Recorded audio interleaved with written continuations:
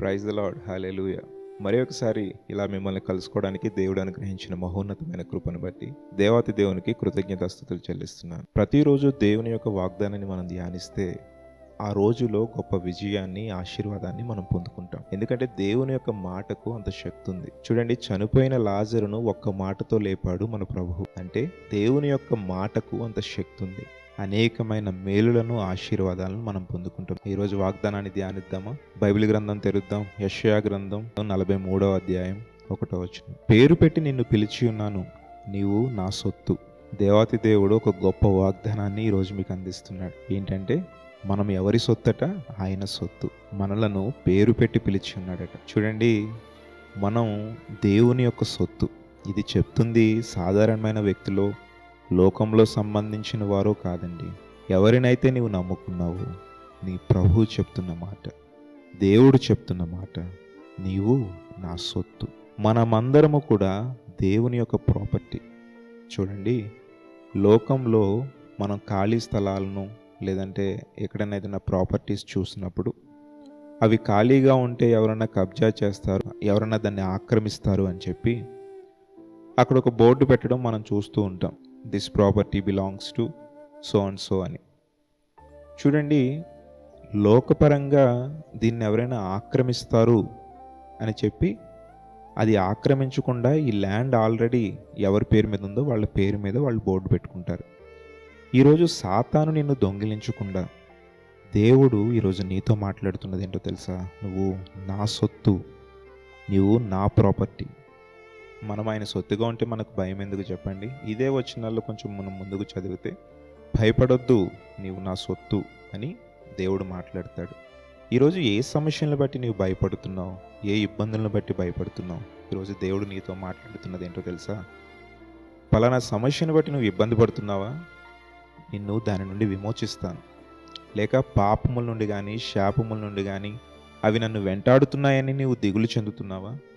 నేను నిన్ను రక్షిస్తాను, ఎందుకంటే నీవు నా సొత్తు అని దేవుడు మాట్లాడుతున్నాడు. కాబట్టి నువ్వు దిగులు చెందాల్సిన అవసరము లేదు, భయపడాల్సిన అవసరము లేదు. ఎందుకంటే నువ్వెవరు సొత్తు చెప్పు? దేవుని సొత్తు. ఎప్పుడైనా సాతాను నీలో అనేకమైన శోధనలు కల్పించి లోకపరమైన ఆశలను లేదంటే ఏదో ఒక సమస్యలు నేను ఇరికింపచేసి నీ మనసులో ఆలోచనలను దేవునికి విరోధంగా సృష్టించినప్పుడు నువ్వు చెప్పాల్సింది ఏంటో తెలుసా?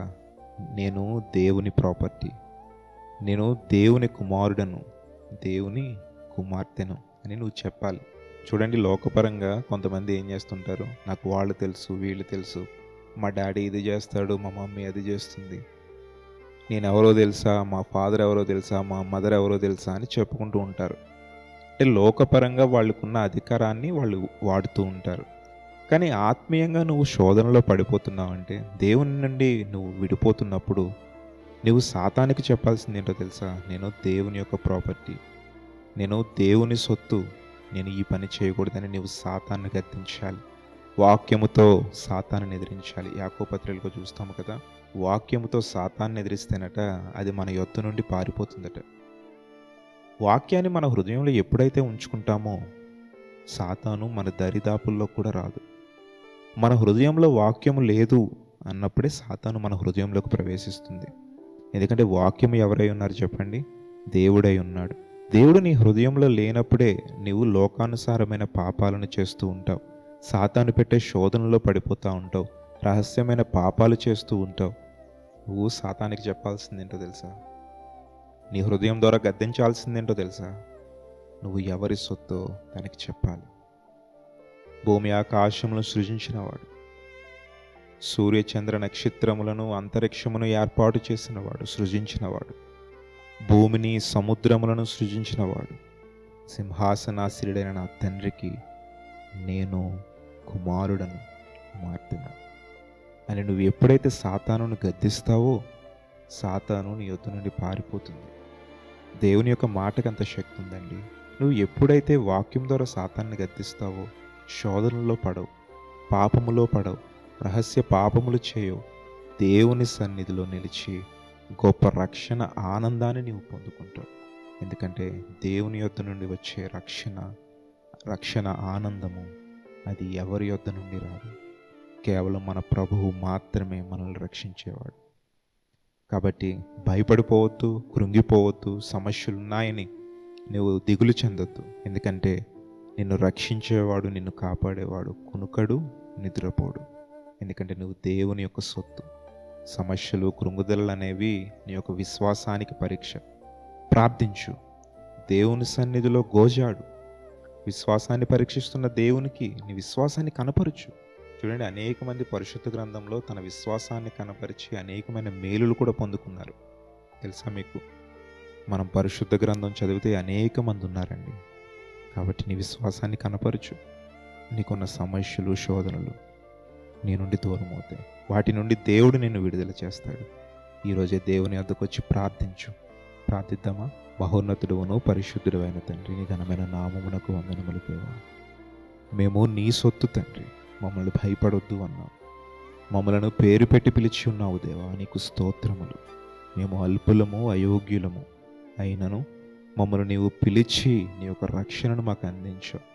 మా పాపములను కడిగివేశావు తండ్రి, నీకు స్తోత్రములు. అయా, నీకు విరోధముగా మేము ఏదైనా చేసి ఉంటే మమ్మల్ని మన్నించండి.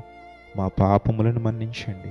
అయా, మేము మాట్లాడిన ఏవైతే విరోధమైన మాటలు ఉన్నవో, ఆలోచనలు ఉన్నవో, తలంపులు ఉన్నవో వాటన్నిటిని క్షమించండి. ప్రార్థన చేస్తున్న ప్రతి ఒక్క బిడ్డను మీరు దర్శించండి, వారి హృదయాలను దర్శించండి. అయా, వారికి మారు మనస్సు అయా కలుగజేసే రక్షణ ఆనందాన్ని వారికి దయచేయండి. ఇచ్చిన ప్రార్థనని పాదముల చెంతకు చేర్చుకునమని అయా గొప్ప వాగ్దానముతో మమ్మల్ని బలపరిచిన తండ్రి, నీకు స్తుతులు చెల్లించుకొనుచు యేసుక్రీస్తు వారి అతి శ్రేష్టమైన పరిశుద్ధ నామములో అడిగి వేడుకొని పొంది ఉన్నాము తండ్రి. ఆమేన్.